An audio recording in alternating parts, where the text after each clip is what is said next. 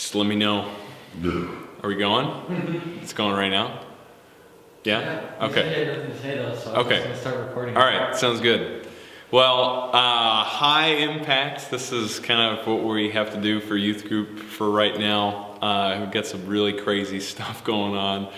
But we have this as an option for y'all to watch at home with your family or on your own, on your mobile device or whatever you want to do. So we have been in a series about dating. We're not going to do any more about dating. The coronavirus has effectively killed the end of that series.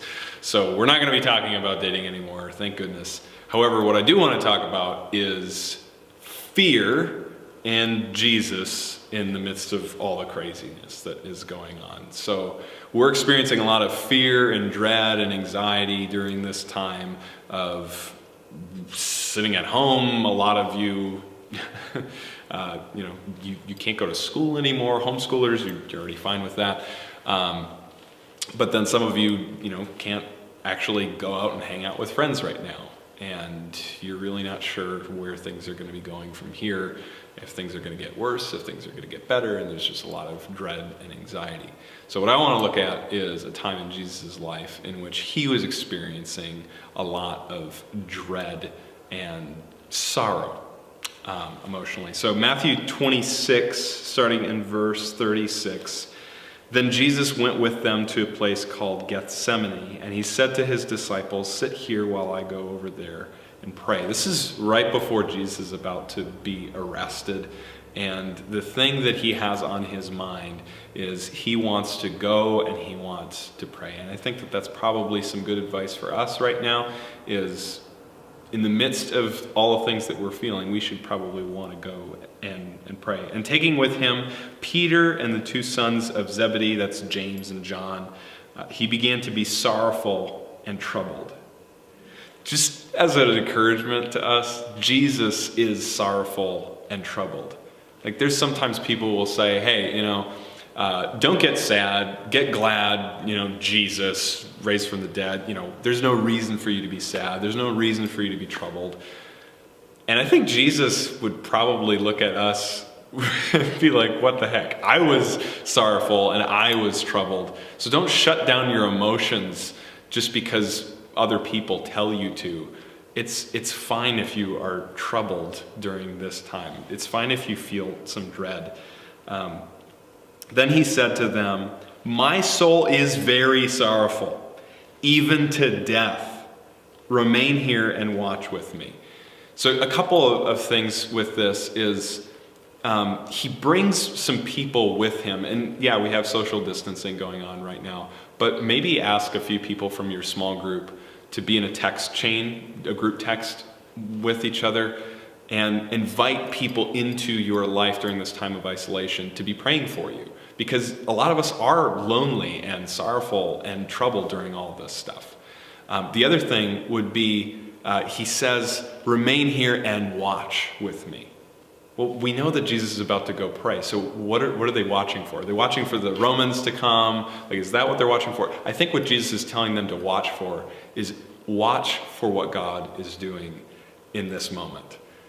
So just as an encouragement to you, watch for what God is doing in this moment. I know things look kind of dark and very much end of the world-y right now, but God's doing something. He wouldn't let it into our lives if he wasn't doing something with it.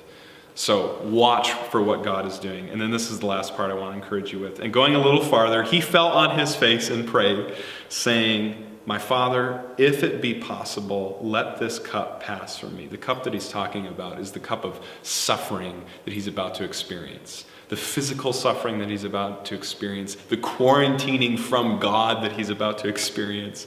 He doesn't want to go through that.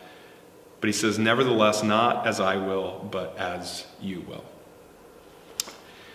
So what I would say to you is, when you're talking to God and trying to find comfort with him, you can totally tell him what you want to happen in this situation. That you don't want to get sick, that the people around you don't want them to get sick, your loved ones, you don't want them to get sick, that you don't want to have to go through this. you can tell him that. Don't shut down who you are and your emotions just because, it might not be the Christian thing to do. Jesus is the one that is our example, and he's asking God to not go through this. At the same time, don't shut God down in what he wants to do in your life through this. So say, yes, God, this is what I want. I really want this to happen. I don't want to get sick. I don't want these people to get sick. I want this to be all over. But then don't turn God into just a magic genie saying, if he doesn't answer my prayer, then God's not listening to me. He is listening to you. But let him be who he is. Submit to his will. Say, okay, God, this is what I want, but if you want something better for me, then not what I will, but what you will.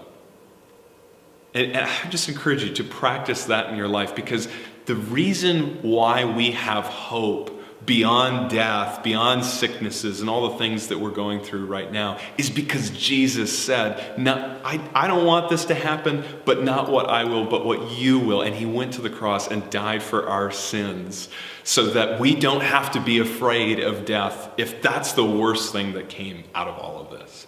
If death happens, guess what? We get to go and be with Jesus, which Paul says is way better than anything that we could experience right here.